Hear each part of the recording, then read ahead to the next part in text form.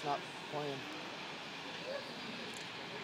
So, Oregon, is it especially tough practicing or preparing against them because they're so complicated in all three phases of what they do?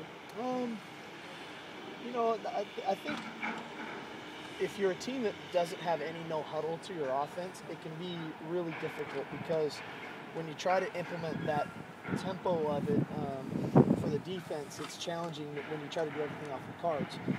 As a service team, we're fortunate that we have quite a bit of no huddle to our offense, and so we can almost service our defense with our own offense from a tempo standpoint. They still have to work their plays and how they're going to fit all that stuff from a service standpoint, but the tempo standpoint, not as unique for us anymore as maybe it was 4 years ago. The other two phases, they're relatively conventional outside of their field goal unit where they use their a variety of formations for extra points and stuff, but outside of that, it's pretty conventional. When you run the no huddle as much as you did like Thursday, was that kind of the plan going in, or did it just evolve as that game went and you decided it worked that way? That was the plan going into the game. We wanted to use a good amount of no huddle, especially in the first half of the game, and that's why we did it as much as we did. Is there anything you can take away from 2 years ago when you went down to Austin to this game? You say every team's different. Is there anything that this team maybe can do? I think the best thing we can take from it is Keith having played in that stadium before. That was his first career start, and so we definitely can take that away. What is it that Casey's kind of been doing that? It seems to just really kind of come on. What has he He's been practicing awesome. He's been practicing so well, and I think that when you do that, that carries right over to the games, and that's why you play good in football games is because you practice really well. And Kaysen has really adopted that mentality of every snap in practice is a championship snap, and the end result is he's playing well on game day. Do you expect with some of the production like the Stanford game, is he going to see more things, guys flipping safeties over?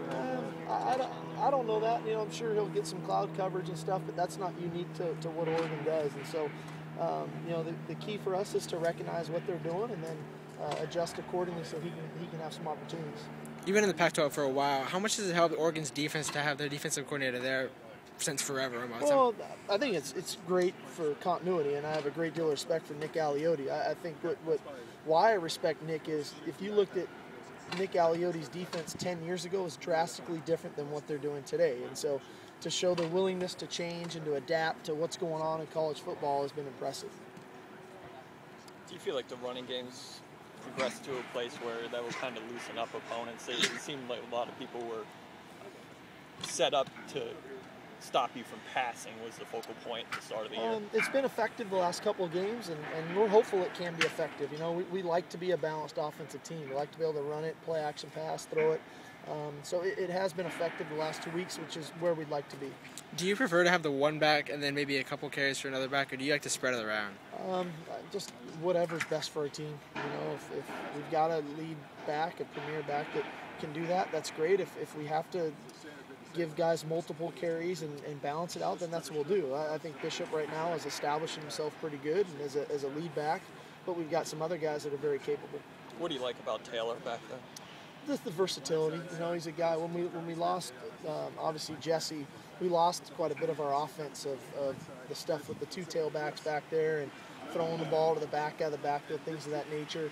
He did it in high school, and so he's very comfortable being back there. Have you started to sense an identity with that group in terms of getting into a rhythm with your play calling? I'm starting to figure out what they like to run, and the things they're good at, which is important for me. You don't like to be searching for runs. You like to know what you want to do and that you can do, and then go out and execute it. And we've seen that out of these guys. That I'm starting to get an idea of what they can do well, which helps me as a play caller to find rhythm. Does it really help that Bishop had the kind of breakout game that he had to build off that momentum for a big game? I'd like to think so. We'll find out. I don't know that yet. I'd like to think that he'll continue to build off of that, but that remains to be seen. How much, Steve, what you've had to do in the passing game, max protection and things, how much does that change Keith's improvisation and the kind of stuff he likes? I don't think that changes that much. We're just trying to put ourselves in the best position to be successful and then allow him to be the player that he's capable of being. So I don't think it's changed that much. You talked on Monday about you guys have been in a lot of these games going into the third quarter. Is it and it seems like Oregon has a lot of games like that. Their teams are in it at halftime. Does Oregon change, or does it just the style and the way they go catches up to their opponents? I think that they do a nice job of recognizing the defenses that they're getting faced with, because you can only have so many going into the game because you have to get lined up. And then they start to call things that really fit to what the defenses that they're seeing.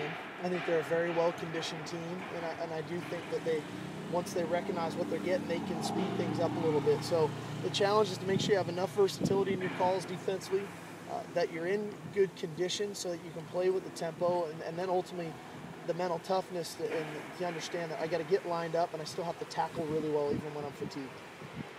In terms of overall play, this team's gotten better the last 2 years playing Oregon. Is this either that maybe they can break through, or how are you feeling going into the game, I guess, then? It's Wednesday, man. It's a lot of days to go till we know, and I think our guys have practiced well, but I don't know. Steve, how has the offensive line kind of responded to the challenge of this week? Well, they showed a lot of resolve the other night, Thursday night, and definitely some need for improvement from a pass protection standpoint, but I like their resolve. I like their ability to make the necessary blocks at the most critical moments, which is what I've been impressed with. Even though obviously you talked about their struggles, it sure seemed like in the third and shorts and in the runs that needed to be made, it looked like they came up. I thought they blocked their best at the most critical moments, which is what was impressive.